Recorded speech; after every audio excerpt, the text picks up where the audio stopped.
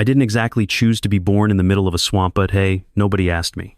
One moment I was curled up inside my mother, the next I was sliding out into the steaming, bug-infested breath of the Amazon. No warm welcome, no lullaby, just plop into the mud like a living loogie. My mom didn't even look back. To her, giving birth was about as emotionally involved as taking a dump. Within seconds, I'm surrounded by dozens of squirming siblings, all panicking in different directions. And me?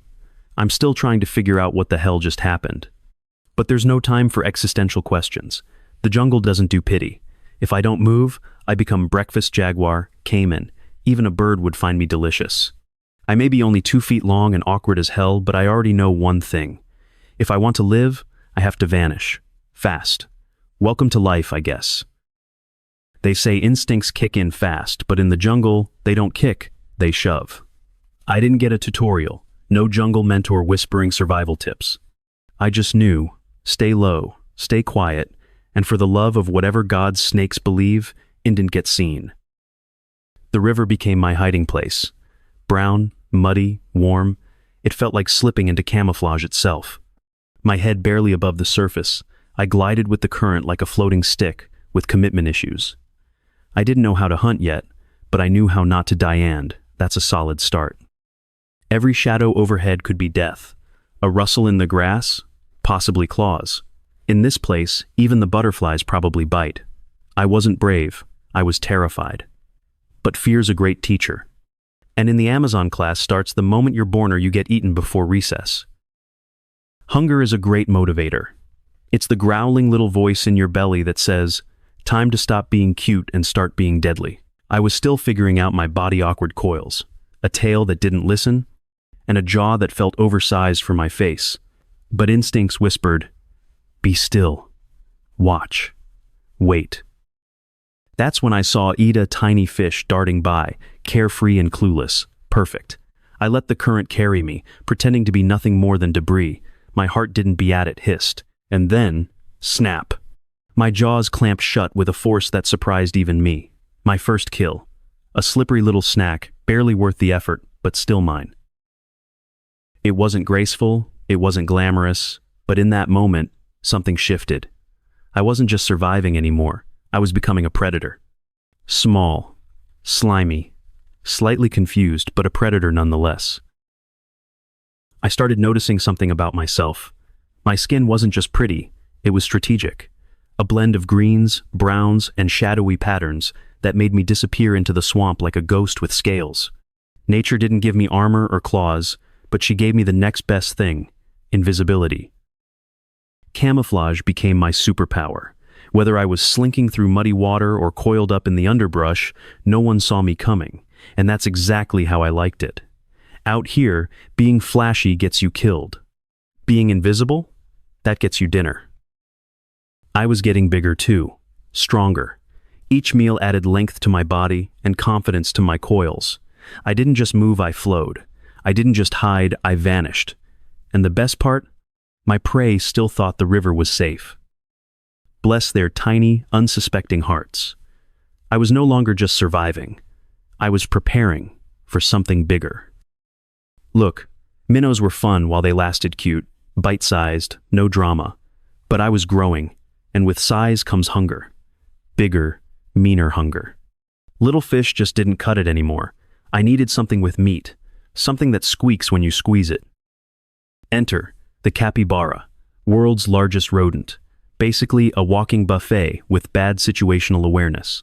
The first time I saw one sipping water at the river's edge, I felt the shift. I wasn't just reacting anymore, I was plotting. I waited, body still, heart racing, eyes locked in. One lunge, one perfect strike and, boom, coils wrapped, muscles clenched, dinner served. It wasn't clean, it wasn't pretty, but it was delicious. Of course, not every hunt was a win. I once tried a full-grown capy and ended up being dragged like a wet sock halfway across the river. Lesson learned. Go big, but maybe not too big. Yet, success tastes sweet, but failure, that's more like mud in the mouth, literal and metaphorical. I learned that the hard way, chasing a full-grown capybara. I thought I had it, until it decided to go full Olympic mode, and dragged me halfway across the river like some unwilling party streamer. Dignity? Left behind with the floating debris. But hey, even predators get humbled.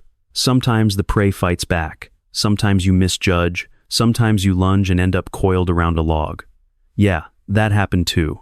Don't laugh. Every failed strike sharpened me. My instincts, my timing, my patience. Out here, there's no scoreboard, only survival. And survival means learning from every mistake. I didn't get bitter. I got better. The jungle doesn't care about your ego. It only cares whether you adapt or get eaten. And I wasn't ready to be anyone's lunch. Not yet. At some point, I stopped being prey and started being a problem. I was over 15 feet long, pure muscle, and had a hunger that no frog or fish could satisfy. Capybaras? Been there? Birds? Too easy. Now I was eyeing deer, wild pigs, even caimans, because why not spice things up? I moved with the quiet confidence of something that knows it can kill you. I didn't chase. I waited. I became the nightmare hiding in the reeds, the shadow beneath the surface. My strikes were precise, my coils unrelenting. Predators who once saw me as a snack, they kept their distance now, except the truly dumb ones, and they didn't last long. I wasn't just surviving anymore. I owned this stretch of jungle, and let me tell you, it felt good. But power in the wild doesn't come with a crown. It comes with teat hand, the will to use them. When you get big enough to make the river tremble, you start needing your own space. Sharing sounds cute until another anaconda shows up, eyeing your meal or worse, your tail. So, I slithered off in search of something all mine. A patch of jungle, a quiet stretch of river, a place where I could hunt, rest, and not get surprise, hugged by a jaguar. It wasn't easy. I crossed flooded banks, slid under fallen trees, even bumped into a nosy caiman, who clearly didn't get the memo that I was not in the mood. But after days of crawling, I found a secluded bend in the river, shaded, swampy, full of clueless prey. Perfect. I marked it with my scent, a classy, no trespassing sign in the language of the wild. This was mine now, my kingdom, my hunting ground. And anyone who didn't like it, well, they could try their luck. Eventually, survival isn't enough. Instinct starts whispering, it's time to pass on those killer genes. And just like that, mating season hits, bringing with it a very specific kind of madness. The scent of a female in the air, let's just say it turns even the calmest constrictor into a love-struck lunatic. I followed the trail through swamps and vines until I found her, long, powerful, and absolutely stunning in that could-kill-me-in-my-sleep kind of way. We danced the slow, winding spiral of courtship. Romantic? Not exactly. Effective? Oh yeah. After hours of twisting around each other, our mission was complete. She'd carry the legacy now. Me? I was done. There's no parenting in the snake world, no diapers, no bedtime stories. We push 'em out and peace out. Somewhere down the line, 20 to 40 me's will slither into the world. Most won't make it, but a few might just make the jungle tremble. I used to be lightning in the water, pure muscle, pure instinct, a silent nightmare with scales. But lately, I feel slower. Not weak, just worn. The kind of tired that seeps into your bones, even if you don't have any. I still hunt, still strike, still wrap up a capybara like it's Taco Tuesday, but it takes longer now. My reflexes aren't what they used to be, and sometimes, just sometimes, I miss. I once lunged at a deer, confident and coiled, and it bolted before I even got close. Embarrassing? Absolutely. But this is how the jungle works. You rise, you reign, you fade. No applause, no grand exit, just the quiet return to the earth that raised you. I don't fear death. I've lived the life of a legend. But even legends grow tired. And when that time comes, I'll let the river take Messalent, unseen, just as I came. Funny how life circles back.